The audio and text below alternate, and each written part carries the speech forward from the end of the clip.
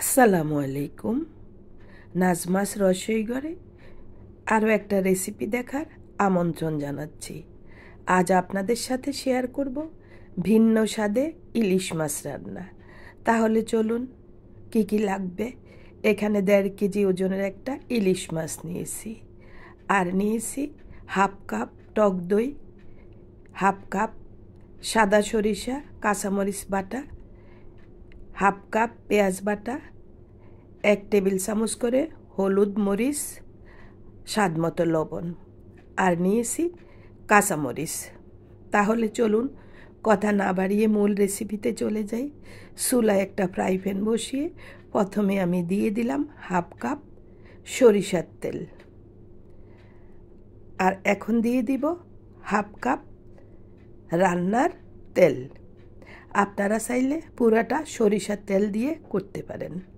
আমি 2 রকমের তেল দিয়ে রেসিপিটা তৈরি করলাম। তেলটা যখন ভালোভাবে ফুটে উঠবে তখন আমি দিয়ে দিলাম হাফ কাপ পেঁয়াজ বাটা।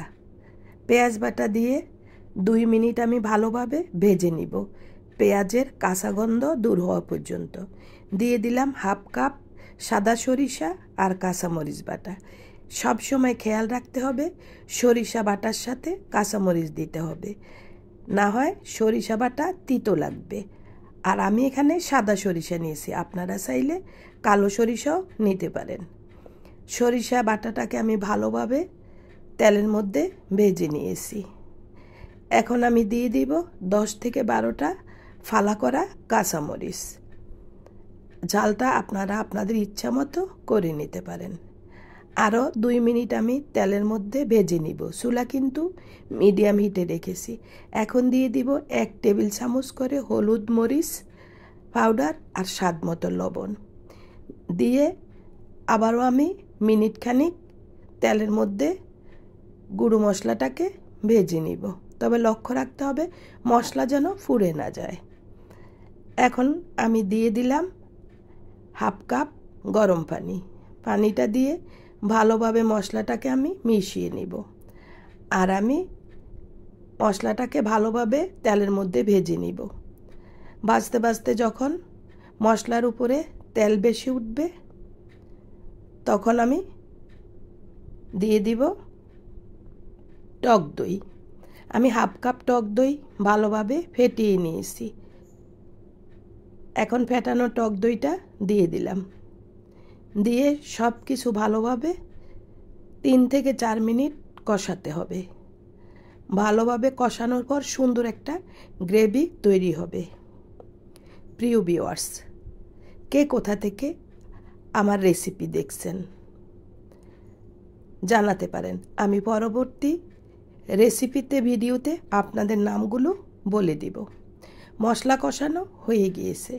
এখন দিয়ে দিব ইলিশ মাছ। আমার ইলিশ মাছটার ভিতরে ডিম ছিল, আমি ডিমটা বের করে রেখে দিয়েছি। ডিম দিয়ে অন্য একটা রেসিপি তৈরি করব। এই 1.5 কেজি ওজনের ইলিশ মাছটা আমি সম্পূর্ণ দিয়ে দিলাম মশলার ভিতরে। দিয়ে ভালোভাবে চেপে চেপে মশলার ভিতরে বসিয়ে দিলাম। এখন সবগুলো মাছ এভাবে আমি মশলাতে বসিয়ে দিব। চুলা মিডিয়াম হিটে রেখেছি।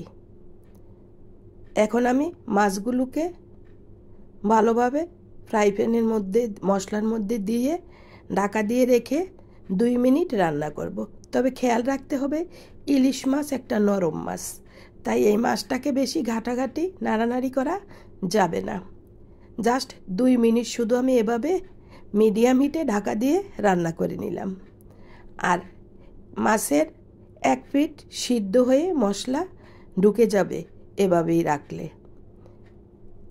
যারা ফেসবুক থেকে দেখছেন চাইলে আমার পেজটি ফলো দিয়ে রাখতে পারেন। আর যারা ইউটিউব থেকে আজ নতুন জয়েন করেছেন, রেসিপিটা সম্পূর্ণ দেখার পর যদি ভালো লেগে যায় আমার চ্যানেলটি সাবস্ক্রাইব করে বেল বাটন অন করে রাখতে পারেন। পেয়ে যাবেন নিত্য নতুন রেসিপি, একদম গ্রামীণ পরিবেশে দেশীয় খাবারের রেসিপি পেয়ে যাবেন আমার চ্যানেলে। আমার 2 মিনিট রান্না হয়ে গিয়েছে। এখন আমি আলতো হাতে ইলিশ মাছের পিসগুলোকে এভাবে উল্টিয়ে দিব। তবে একটু সাবধানের সহিত এই কাজটা করতে হবে, কারণ মাছের এক পিঠ কিন্তু সিদ্ধ হয়ে গিয়েছে। সবগুলো মাছ আমি উল্টিয়ে দিব। প্রিয় ভিউয়ার্স, ইলিশ মাছের এই রেসিপিটা সাদা ভাত, পোলাও, খিচুড়ির সাথে খাওয়া যাবে। এখন আমি দিয়ে দিলাম হাফ কাপ গরম পানি, দিয়ে ঢাকা দিয়ে রেখে দিয়েছি 2 মিনিট। 2 মিনিট পর ঢাকাটা উঠিয়ে নিলাম। আমার ইলিশ মাছ প্রায় সিদ্ধ হয়ে গিয়েছে। এখন আমি ফ্রাই প্যানের হাতল ধরে এভাবে আলতোভাবে কিছুক্ষণ পর পর মাছটাকে একটু নেড়ে দিব, যাতে তলানিতে লেগে না যায়। চুলা একদম মিডিয়াম লো হিটে রেখেছি।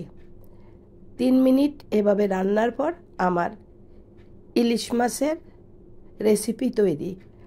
কী নাম দিবেন আপনারা? সরিষা ইলিশ নাকি দই ইলিশ? তবে কালারটা যে কি আমি হয়েছে আর খেতে যে কি স্বাদ হয়েছে সেটা কিভাবে বুঝাবো? আপনারা বাসায় ট্রাই করবেন, তাহলেই বুঝতে পারবেন কতটা মজার ইলিশ মাছের এই রেসিপিটা। প্রিয় ভিউয়ার্স, ভিডিওর বা রেসিপির কোনো একটা অংশ যদি আপনাদের ভালো লেগে থাকে, প্লিজ অনুরোধ রইল বেশি বেশি শেয়ার দিয়ে ফ্রেন্ডস এবং ফ্যামিলিকে দেখার সুযোগ করে দিবেন। আর নিত্য নতুন রেসিপি পেতে চ্যানেলটি সাবস্ক্রাইব করে বেল বাটন অন করে রাখবেন। আল্লাহ হাফেজ।